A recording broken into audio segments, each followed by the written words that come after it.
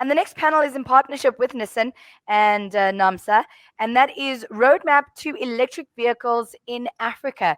And our moderator is Remeredzai, the founder at Electric Drive Africa. He's coming to us from Zimbabwe. Are you there, doctor? Hi, how are you? Good in yourself. The doctor is in the house. He's going to be moderating our panel. So it's right to you, sir. A pleasure for having me. And thank you. Thank you for the previous session. I enjoyed it. I enjoyed the lovely videos and the connected systems showing what the future, or should we call it the present, because that's where we should get up to now, especially in Africa, where we need to have decentralized smart grids, because it's getting quite expensive to roll out poles and cables to stretch the grid. But if we have now discrete systems like this and smart things that talk to each other bi-directionally, then yeah, I think that's the presence of the energy landscape. So thank you. I think we have all our guests here. So I think everybody has been introduced to Kabelo already. Kabelo is marketing for Nissan South Africa. And then Mr. Mike Mabasa, welcome. He gave a talk earlier. He is the CEO of naamsa, a very, very important body in South Africa. That's the National Association of Automotive Manufacturers in South Africa. And then I'm assuming your name is French. Should I call you Gaylor Montmasson-Clair?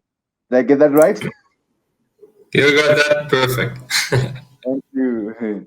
Yeah, a pleasure to have you, gentlemen. So this is an intriguing conference. I was there last year as well. Very insightful. It's always good to have an Africa-focused session in terms of mobility and smart mobility and electric vehicles. So maybe we can just get straight into it. The roadmap to electric vehicles. The world is moving towards it. We've seen the numbers overseas in Norway. Right now, as of last month, 80% of all brand new vehicles were electrified. 60% of those were full battery vehicles, and the other 20 were hybrid vehicles. The same thing, we have France, Germany, England, they're all getting 10% market share of brand new vehicles. For Africa, how do we proceed? What is the roadmap? I think maybe let me start with you, Gaylor, because your organization, TIPS, have just published a report on electric vehicles in South Africa. Maybe we can extrapolate that to the continent. Of course, yeah. And look, it's a tremendously important question. And the first thing I want to point out, is that of course everybody looks at Norway, as one of the drivers, but we mustn't forget that most electric vehicles are actually in China, and it's relevant for everyone. We must start thinking about this. It's not just for Europe, or it's not just for China. It's for everyone across the board. From an African perspective, it's important as we embark on that transition. South Africa is in a particular context because we are quite a strong automotive manufacturers. The rest of the continent, you also have some countries that are quite strong on the manufacturing side, particularly East Africa, North Africa, but also actually in West Africa. And we must think about all the technologies as we embark on our e-mobility transition. It's not just about passenger cars. As I said, it's about public transport, but it's also about 2- and 3-wheelers and kind of light commercial vehicles. And that's an opportunity that is relevant to every single country. And I think every country needs to start embarking on setting the pace for the transition. Some countries, I think, are being pushed towards it because of our export markets. As Mike sort of mentioned, we are directly linked in South Africa to Europe. That's also very much the case for North Africa, very much linked to European trends. For other countries, it's less clear, and I think there's an opportunity then to embark proactively on that transition and not necessarily be pushed into it, and really define what that means. And importantly, there's a huge opportunity to develop local technologies, particularly for niche markets. We have tremendous entrepreneurs on the continent looking at 2-wheelers, 3-wheelers, niche markets like, refrigeration trucks, for example, that are fully electric, locally developed in the continent. There's so many different opportunities. They're relevant to every country, every segment, and we need to seriously start looking at this.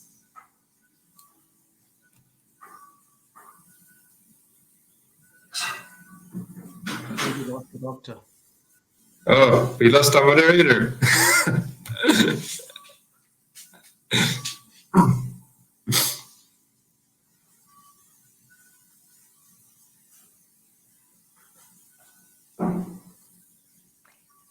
All right, it seems that we have lost the doctor, but maybe perhaps, um, Mike, you can chat to us a little bit more about. Oh, here we go. There we go. The doctor is back. Hello, I'm back, and guess what happened? You had load I've just shedding. had yes. So I don't know if I can pick up now and go to Kabelo. He's following up on his last presentation on the vehicle to home, vehicle to grid. Maybe you might elaborate on that because this is quite critical for Africa. Yeah, it is quite important, particularly because at the times where you have power, it's important that you can store it and be able to use it later, like you're experiencing at the moment. But if you also look at the fact that many countries in Africa actually have moved quite forward with regard to how they use energy and technologies that are available. So vehicle to grid is quite a technology that I think will do a lot, particularly in an environment where load shedding happens quite a lot, particularly in the continent. And people can store it and then use it more when they do need it, rather than actually sitting in darkness at times of need. Yeah. And Mike, maybe you can pitch in here. So picture this: we are on a conference on electric vehicles and smart mobility, and I've just experienced load shedding. And now these are questions we get every day. So how then will electric vehicles work in Africa when we have load shedding? Well, look, Africa should not even have that conversation because we are endowed as a continent on natural resources. The sun is one of those fantastic natural resource that we have. Unlike Americans or the European countries where most of the time they've got rain or they've got snow and they have winter, Africa is proud and very rich in terms of natural resources. So it means that we've got to think differently so that we can really be able to come up with alternative sources of energy that are going to help us to be able to harness energy differently, because we should not be complaining about load shedding in Africa when we can be able to have solar panels. All our roofs across the country and across the continent can be powered through solar panels, so that we can really be able to make sure that Africa can be able to work. We can even potentially also export some of that particular energy into some of the European countries where they're actually also experiencing some shortages in terms of energy in those areas as well. Yeah, and also, Michael, the automotive industry is so important in South Africa. It's a vital cog of the economy. It can also be an opportunity to unlock development and employment opportunities across the board. How then is South Africa looking at, with electric vehicles on this, and also helping the continent transitioning by leading the automotive manufacturing sector right across the continent? Well, look, the automotive industry is the lifeblood of our economy. If you look at South Africa, for an example, currently, and you look at our history as a country, South Africa was built by the mining industry some 4 or 5 decades ago. Today, as we speak, the automotive industry has now overtaken the mining industry as it relates to the GDP contribution we're making to the South African economy. So the automotive industry is contributing far more than the mining industry it is doing currently in our economy. So there's an opportunity for us to really be able to make sure that we are able to expand our influence and be able to bring in innovation, because electric vehicles are certainly innovating, and it's a trend that we certainly need to be able to look at. And I think, to Gaylor's point earlier on, we have a choice, particularly in South Africa, whether we are going to be sitting on our laurels and wait for other vehicle-producing nations, to set the tone for us, and then we follow, or we are going to take this time to be able to set the tone, for ourselves, so that we can really be able to make sure that we are able to push at a very, very high pace. We're actually looking at a number of African countries. We are certainly currently concerned about countries like Morocco, Egypt, many of whom who are closer to Europe in terms of proximity.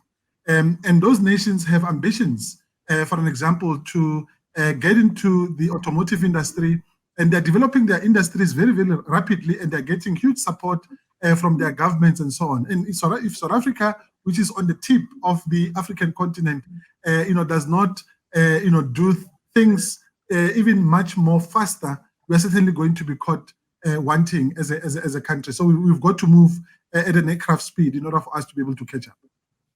So adding on that, you've brought in an important point. Mining used to be driving the economy, but now it's the automotive sector. But now the automotive sector can actually bring back mining, because if you look at electric vehicles, a lot of the minerals and metals we have in South Africa, Zimbabwe, Zambia, DRC are the key things we need to put in electric vehicles. Manganese. South Africa is the largest producer of manganese. If you want to talk about fuel cells, platinum group metals in South Africa and Zimbabwe, and also things like lithium for the batteries themselves. Also nickel. Elon Musk is always talking about we need more nickel. So how is the automotive sector across Africa working with the mining sector to have a holistic view on how those two can work together to bring out growth across that continent? Yeah, I think those conversations certainly needs to take place, and very, very fast and very, very quickly, so that we can really be able to make sure that we are able to drive some of these innovations very quickly. And like I said earlier on, Africa is endowed with natural mineral resources. It's not just only in South Africa, but certainly in the rest of Africa. Because when you look at the auto pact that we have put together in terms of looking at our potential role into how we can be able to get the entire continent getting involved in the automotive sector, our view is that if we have fantastic leather, for an example, in Tanzania, why do you then import leather from Malaysia or from Mexico? If we have amazing rubber from DRC, why do we go to other markets to get our rubber so that we can be able to produce our vehicles in South Africa? We need to be able to work closer as Africans. And I think the Africa Continental Free Trade Agreement presents us obviously with also amazing opportunities where we can really be able to coordinate differently our efforts in order for us to be able to make sure that we're able to create jobs, we're able to enhance our mining sector, and be able to make sure that we also beneficiate in our countries, because one of our biggest challenge as Africans is that we've got mineral resources, but we export those mineral resources into other industrial nations so that they can be able to produce finished products, and then they bring back those mineral resources as finished products, and we pay a premium for those particular products because they've been developed into proper components. And Africa has the capacity to be able to do this on its own, and we think the time has now come for us to be able to coordinate our activities much more better. Definitely. And Kabelo, to you, Nissan were actually the first to bring electric vehicles to South Africa with the first generation Nissan Leaf. I actually drive a Nissan Leaf. I think it's a beautiful car, and I'm looking forward to the Aria. I'm hoping it's coming to South Africa next year. I'm just keeping my fingers crossed. So when it comes to models available in South Africa, we only have a few models. I'm using South Africa as an example here, but I think it's quite right across the board. Whereas in the report that Gaylor and them did, you can see that this year there should be about 250 models available on the world market.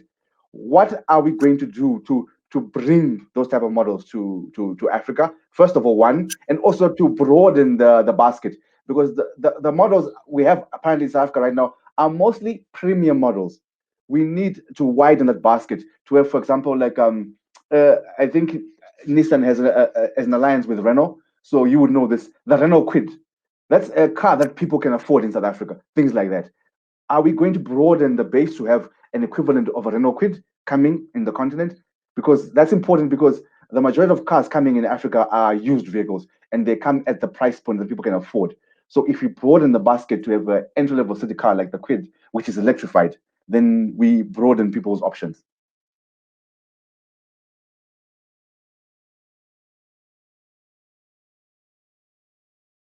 Hello, Kabelo.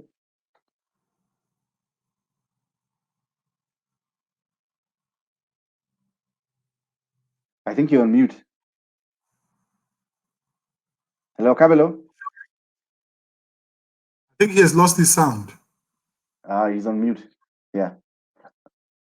He's unmuted now. Hi, Kabelo, can you? Yeah. Can you hear me now? Yes, we can. Okay. Unfortunately, I can't hear you, so I missed the question. Oh, the question was vehicles, electric vehicles. We're talking about the roadmap. So how are we going to broaden the basket of vehicles available on the continent? Because as an example, South Africa right now, there are only maybe 4 or 5 vehicles available, and most of them are premium vehicles like the I-Pace and all of that. How are we going to quickly add vehicles like the equivalent of a Renault Kwid that maybe your average family can afford? Okay. So the question relates to both Leaf and Aria. Yes, the intention is to introduce these vehicles not only in South Africa but also in Sub-Saharan markets. The current look, I think what's important for us to be able to do that is that the environment or the conditions have to be suitable, particularly given that the cost of bringing these vehicles it's quite exorbitant. Especially when you apply the taxes that governments levy for these particular vehicles in these particular countries. So the technology has to gain critical mass to bring costs down, but also incentives, be it through tax concessions or any other incentives, which we've seen been the driving force behind the growth of electric vehicles, particularly in the first world countries. You mentioned Norway earlier on, you go to China, all those are actually incentivized by government to create the critical mass that is necessary for the adoption of these technologies. So there are markets in Africa where they have already made and introduced the policies to be able to allow for importation or bringing in of electric vehicles at zero duties, among other things. And we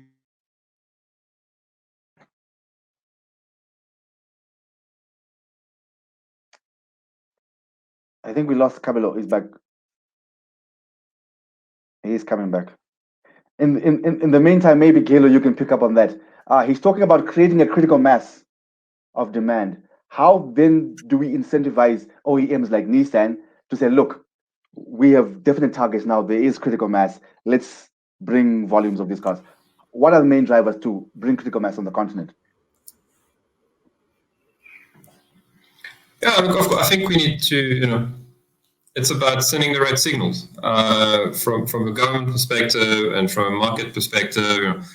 We need to show that there is interest from policies, but of course from customers to have those kind of vehicles. And the point that you made earlier about bringing some sort of cheaper vehicle, more entry-level vehicle, is critical for the African market. We can't just perpetuate that sort of high-end vehicle. Of course, there's a role for EVs to play in that market, a very strong role to play in that market. But if we're talking about mass adoption, we need to have across the board all kind of vehicles and as systems, as we explored for South Africa, that can be put in place. Some of them can even be, fiscally neutral, so all self-financing, and then start introducing those vehicles into the market. We also need to look at it from introducing it through government fleets, private fleets, making EVs visible. All the questions that customers have about EVs, they only have them because they've never driven an EV. Once you've driven an EV, it's a different world. Okay, you live in a different world, and it's understandable. People are scared of the unknown, of what they don't know. So we need to send those signals from government so that OEMs say, okay, there's a strong signal coming from those countries. They are interested. They want to see EVs on the road. There will be some support. We don't necessarily need to see the same kind of support that we see in Europe. We acknowledge that we can't necessarily afford that kind of support. It's not necessarily relevant in the African context. But we need to see some positive signals. And that's really important from the top down and from the bottom up. You just as a very small side point, you talked about the minerals. It's so critical that we look at this carefully. Africa has all the minerals required to produce batteries as well as electric drivetrains. We're actually currently doing a study looking specifically at the development of the battery value chain in South Africa. But there is a jump between the mining and the refining and the production and manufacturing of batteries. There is a jump. if you look at Africa, even for South Africa, very strong. You mentioned manganese, number one producer of manganese. If we look at ourselves in terms of beneficiated manganese, ferromanganese, silica manganese, then we're much smaller. All is happening in China. So if we're serious about it, we need to really look at how do we move from mining to refining to the manufacturing of batteries and draft chains. And we have some critical skill and expertise in the country and in the region that we need to leverage, but it needs to be a conscious strategy. It's not going to happen on its own. And I think that's really important. Yeah. And Mike, so your members, sticking with this critical demand, are they making any sort of like overtures across the board to try and stimulate demand? For example, are they working with fleet operators to try and push fleet sales? Because fleets could be low-hanging fruit of volume orders, which will incentivize both production and maybe broaden the scope. Well, look, I think currently we've taken a stepped approach. And we feel very strongly that step approach is actually going to help us to accelerate the stimulation of the demand much quicker. And the first step for us is to be able to get the regulatory environment fixed in South Africa, because we feel very strongly that the current regulatory environment is not conducive, it's not fertile to be able to stimulate and to also encourage these particular manufacturers and OEMs to actually bring in vehicles, particularly cheaper brands into the market. I mean, we've got our own South African, Elon Musk, who has been in touch with us as naamsa, and who has said to us, look, he's not prepared to bring a Tesla into South Africa until the regulatory environment is fertile in South Africa in order for him to be able to bring a Tesla into the market. So we need to be able to fix our current regulatory environment, make it more attractive for companies to be able to import vehicles, because currently it's our only option at this particular time, as our manufacturers are still recalibrating and rethinking whether the production element can happen and how soon it can be able to happen. So the low-lying fruit currently is definitely the importation of electric vehicles, and we really want to be able to make sure that our importation duties and that regulatory framework is favorable in order for us to be able to make sure that, and once that is sorted out, certainly I can assure you that we will obviously accelerate the take-up and make sure that fleet, for an example, I mean, if you look at our rental companies, for an example, currently more than 6% of the overall sales of new vehicles in South Africa is actually rental vehicles in the market. You've got big buyers, for an example, like government through the RT57 tender. Those fleet buyers are definitely going to be very strategic in order for us to use them as a catalyst to be able to get people to at least experience electric vehicles in one shape or the other. And then, of course, to also address some of the challenges that a lot of consumers are currently having within the ecosystem. I mean, South Africa is a very vast country, unlike Norway, where you can be able to drive from one end to the other, within a couple of hours. In South Africa, if you need to drive from Phalaborwa to Cape Town, you're probably going to stop 5-6 times to be able to recharge your EV. And people are thinking about how long will it take me to be able to move through those vast distances and so on. So the issues of range, accessibility of infrastructure, all those issues are still issues that we are still grappling with, and we need to be able to manage those as quickly as possible so that we can really be able to inspire that confidence that we need in the market in order for South Africans to be able to begin to take up electric vehicles. So if you look right across the continent, if you go to East Africa, West Africa, people are starting to talk about electric cars, but the consumers are saying, look, how will I charge my car to visit my grandmother? How will I charge my car? So the question becomes, in South Africa, we've seen Jaguar and Nissan and BMW, they've set up some charging networks. But in Africa, for this to grow, who is going to bring the charging network?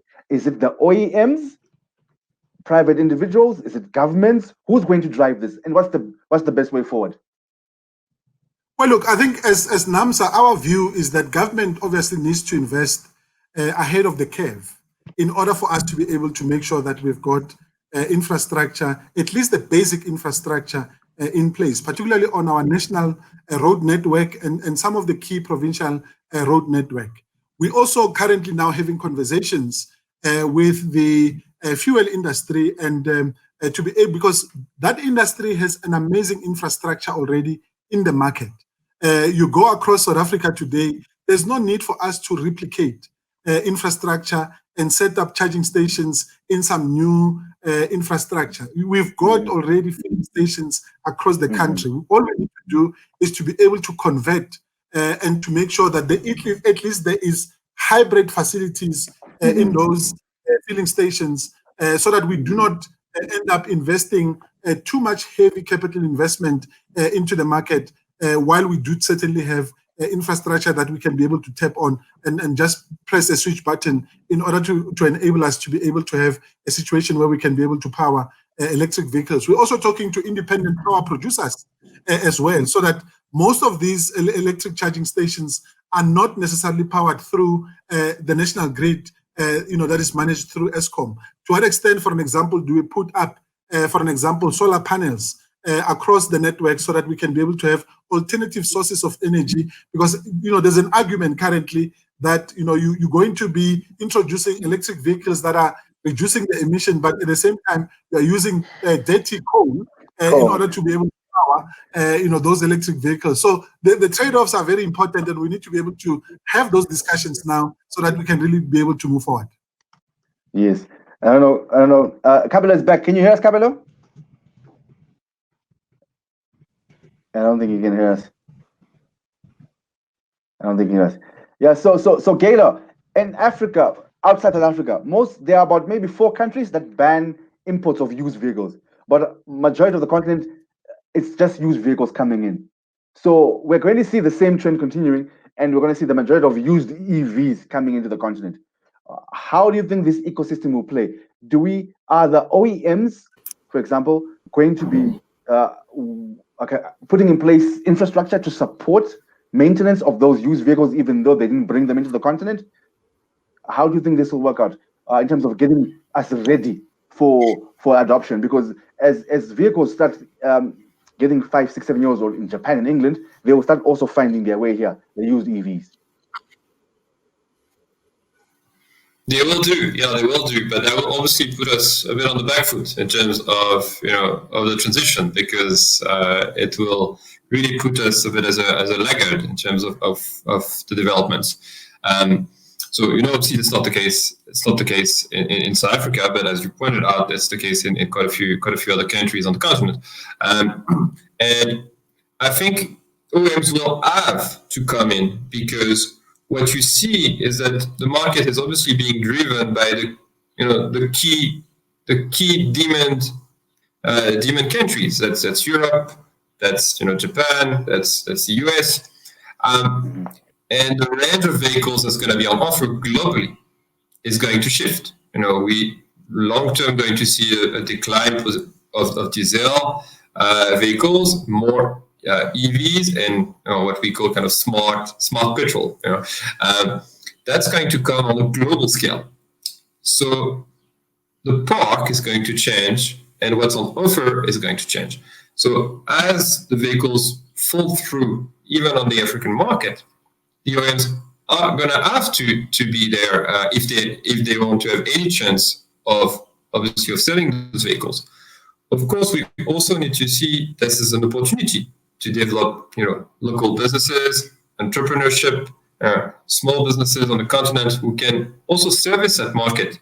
And it doesn't have to be 100% centralized, of course, through the OEMs. And I think that's really important to see it as an opportunity, because what we don't want is have this kind of completely dual market happening in parallel. That would not really be conducive to developments in the long run. So the best is really to be proactive, both from a government perspective to support OEMs, but also small businesses and entrepreneurs to enter into that market. That's true, I think, in the case of the service industry, which employs a great deal of people, but also on the charging side. I think that's going to be driven ultimately by the private sector, most probably the oil and gas industry, The government is to be there to kickstart an industry when it comes to charging infrastructure for electricity, but even more so when it comes to hydrogen. If we're serious about having fuel cells electric vehicles, these are expensive networks to start. So government is to be there to kickstart it, and then private sector, and then take the relay, so to speak. Doug, if I may weigh in on the second-hand vehicles, South Africa is very concerned, and I think for us as OEMs, we are grossly concerned about the second-hand vehicle market. Obviously, currently of the internal combustion engines, and we obviously also not going to encourage, the importation of second-hand electric vehicles into our markets at all. In South Africa, it is illegal to bring in an electric vehicle which is second-hand, or a brand new vehicle, which is not properly channeled through the appropriate channel. So to put it into perspective, currently we've got 12.7 million cars on South African roads. 300,000 of those vehicles are grey imports in our country. And that number is growing by 30,000 vehicles per annum, which is very, very huge. And it is obviously also depriving government around 4 billion rands of taxable income, whether you're looking at it through, taxation that is imposed, income tax, and so on and so forth. And I think also what it's doing, it is robbing, obviously, South Africa of the fiscus. It is hurting job creation. It is also aiding criminal activity, and also undermines road safety initiatives that we have in our country. So grey imports and second-hand vehicles should not be promoted at all, because they represent a very huge risk. And for us in South Africa in particular, if you look at our numbers, grey imports represent about 7.5% of the total market. And that market would obviously be the third largest brand in South Africa by volume when you're talking about grey imports, which is a very huge challenge for us. And we will not obviously be promoting that in the electric vehicle space as well. So we want to be able to make sure that South Africa continues to bring brand new EVs into the market as well. Interesting statistics there. 7%, that's a huge number. 7.5. Yeah, 7.5. Yeah, I think it's almost time for the Q&A now. So I think we've gotten a couple of questions from the audience. I think before we go to Q&A, if Probert can weigh in on what Mike had just said. Okay. We should always be mindful of the fact that second-hand vehicles from other parts of the world are actually built to fit the road ordinance for those particular markets. And if you look at South Africa and Sub-Saharan markets, some of these vehicles have to operate in harsh conditions relative to where maybe it might be coming from. So not only are you bringing in a vehicle that could pose danger to the people who will be using it, but also it's not necessarily efficient in the long run or economical to be able to operate in that particular environment, and we cannot probably support it as well as the manufacturers. So there is a safety element to it that we also need to bear in mind, that vehicles are designed to operate in the environments that they actually are intended for. Okay, thanks. So we have a question from Henry Kamau. He says, does Nissan have any plans on marketing the Leaf in the area in other parts of the continent, not just South Africa? He's saying, please look at us. I think I tried to answer that before I lost power, but yes, there is an intention already. If we look at Sub-Saharan markets, we have had pilots running in Kenya, as well as Seychelles. We have Leaf already in Mauritius. We are looking at markets where, as I indicated earlier, where the legislative environment allows for these vehicles to come in at competitive price points, then we would look at that. But also important to note is that in many cases, we also need to make sure that there are modifications done to the vehicles to be able to operate. Some countries could be quite hot environments, and the vehicle maybe was designed for a certain European type standard. So we are looking at increasing our footprint in a number of countries, including South Africa and Sub-Saharan markets. But it will be generally the more advanced Sub-Saharan markets with clear policy structures. And as you know, Nissan is one of the popular brands across the continent, and already across Africa, the used vehicles that are coming in are Nissan Leafs, because people are traditionally been accustomed to a Nissan ICE vehicle, like a Nissan March or a Nissan Almera or things like that. So Nissan is a big brand. So it's very important that Nissan is supporting this conference, and also Nissan starts bringing in their brands across Africa, because Nissan and the other Japanese are really the main popular brands across the continent. Yep. And we have another question. Yeah, go ahead. So I wanted to say the other thing to note is that electric vehicles, which is a full battery-powered vehicle, it's one element, but you also have other technologies which are hybrid technologies, which could be more suitable for our environment, particularly given as Mike indicated earlier on, the range of distance that people have to cover.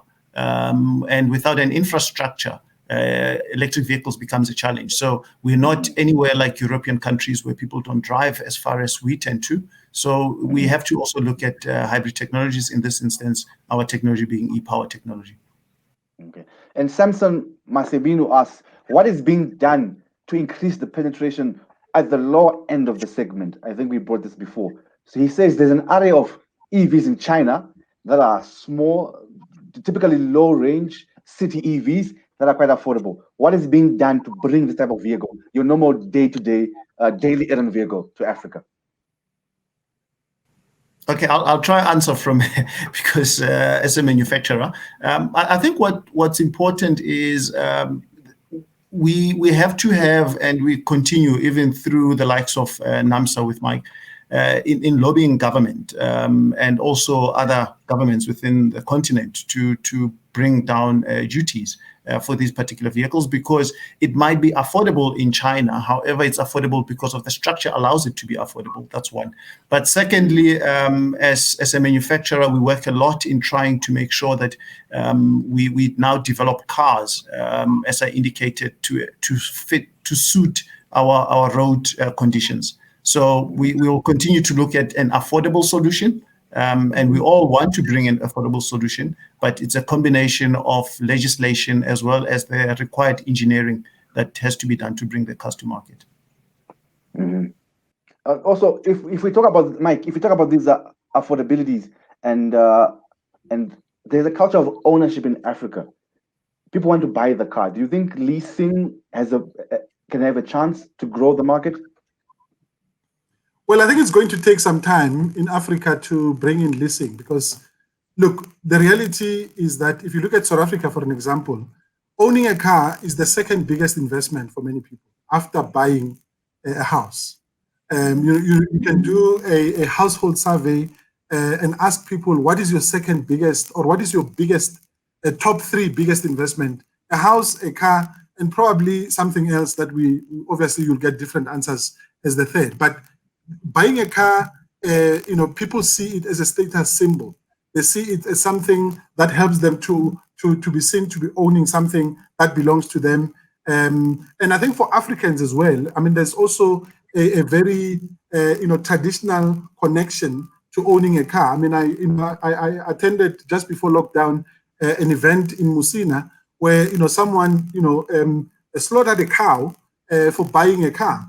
Which really shows you that Africans still put a serious premium in terms of ownership. But I think as evolution happens, and as we begin to introduce people to other ways of be able to do things, mobility as a whole begins to obviously introduce different dynamics that I think we can be able to make attractive to customers, so that they can be able to look at vehicle ownership differently than the traditional way of how they've been looking at it in the past. And I think those trends over time will definitely change, but it will take time, particularly in Africa. We have one more question. Warren, he's talking about mineral value chain. How can African investors and government lower the export of materials and use them actually for locally? What Gaylor, do you want to take that? Can I take that one? Yes. Thank you, Warren, because it's a question that I didn't have the time to listen. Very good presentation. And it's a critical question, really. As we mentioned earlier, Africa has all the minerals in abundance to produce electric vehicles. And we have quite a few in the southern African region, actually. But the first thing to remember is that having the minerals in the soil does not in and of itself provide you with a competitive advantage, to actually move up the value chain and start beneficiating the minerals. It provides you with the reason to look at it and try and do it in a meaningful way. There are two main avenues to do that. The first one is to look at it from a rather top-down perspective, using the automotive industry and the kind of components and parts industry to support the development of the mineral value chain. So in the South African case, we would use the APDP, and as you beneficiate the minerals, you get some rewards, of course. In other countries, it works similarly, but with different programs. So you try to drive it through the top down, the way we did it for catalytic converters and the use of platinum group metals in South Africa. That's one way of doing it. It's relatively hard to do so for the incentives to trickle all the way. The other way to doing that is from the bottom up, through a mineral beneficiation policy. That can take the form of a developmental pricing or an export tax. South Africa just approved an export tax for chrome, for example. Of course, that's only valid if you have a kind of an almost monopolistic position for that mineral. Otherwise, if you're only supplying 5% of the market and you put an export tax, you're just shooting yourself in the foot. But there's a number of minerals. You mentioned manganese as one of them. Platinum is another one, where countries on the continent really think about as much as have a very, very strong position. So the opportunity to have a mineral beneficiation policy in that respect is possible. And the last point, which would be very complementary, is that refining minerals is quite energy intensive. So you need to make sure that you have affordable, reliable, and of course, clean electricity to power that refining. And then you've got a winner. Yeah. Thank you very much. It's been very insightful. Thank you to all the panelists for coming through. And thank you again to Nissan for supporting us. And for the audience, if you haven't checked it out, please go and look at the virtual test drive of the Nissan Ariya. I think going forward, this will be a more permanent feature of these virtual test drives as the online experience grows. And so thank you, everybody, and it's back to the studio. Wow, doctor, are you sure you don't want to give up being a doctor and come do a presenting? Because that was excellent. Thank you, Asante Sana. Thank you so much, gentlemen. It was a very informative speech. I know that you guys are going to be hanging out for the rest of the conference. So if anyone wants to get hold of you, they can do it through the networking sessions.